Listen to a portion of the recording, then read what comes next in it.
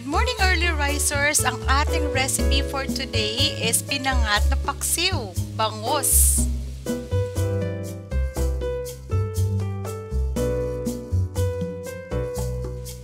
Kailangan natin ng luya, bawang, sibuyas, dikdikin yung bawang, and thinly slice yung ating luya. And of course, kailangan natin ng paminta, pwedeng durog, buo, then be generous with salt. And of course, suka 1:2 and water. And oil para hindi dry yung ating paksiw. Of course, we need pampaasim which is kamatis, and also ang gulay is talong. And of course, yung pinakabida is yung bangus ang papaksiwin natin ngayon.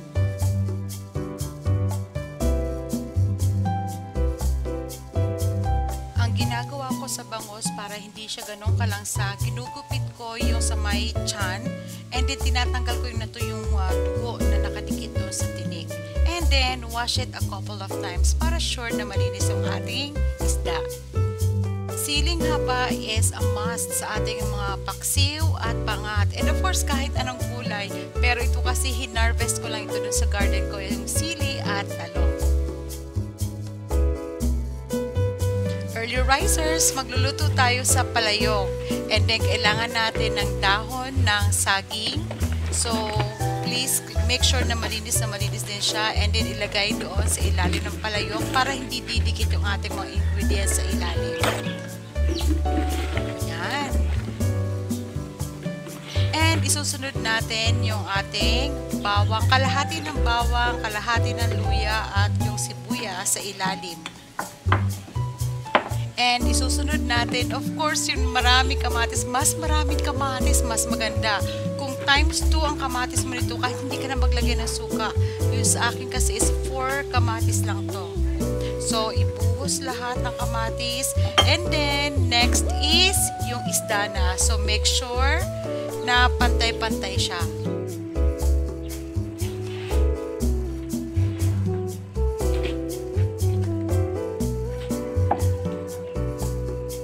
So, aside from pangat paksiw, pwede ka rin magluto ng sinigang or any may sabaw or sinaing na isda dito sa ating palayok. So, very special kasi kasama ko kayo, early risers.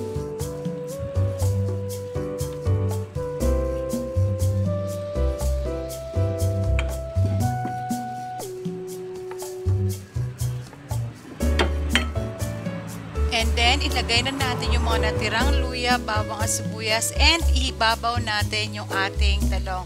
So, pwedeng i-cut nyo siya ng 2 piraso lang. Ako sa isang talong ginawa ko kasi hindi siya ganun kalalaki. So, inapat ko lang siya. Napakaganda ng aming talong. Oh, napakalinis. Fresh na fresh. Manamis-namis pag bagong pitas. And, add in yung 2 sili. Oops! So, ganitong karami na suka, dapat ang tubig is times 2. Now, let's add in yung ating pepper, pwedeng durog, pwedeng buo, and then be generous with salt. So, 1 teaspoon, I usually add in like 2 tablespoon. Palagi sinasabi ng mama ko noon na pagpaksiw, kailangan maalat-alat siya.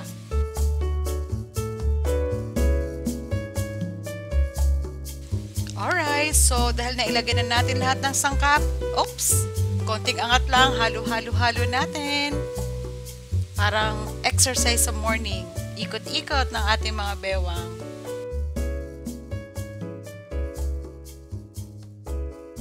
So let's cook our paksim for the first 10 minutes into a medium fire, and then another 10 minutes for a slow fire or slow heat. And then, kinukuskusan ko siya ng bawang. Gusto ko kasing garlicky taste at saka yung smell niya. So, like 2 cloves of garlic.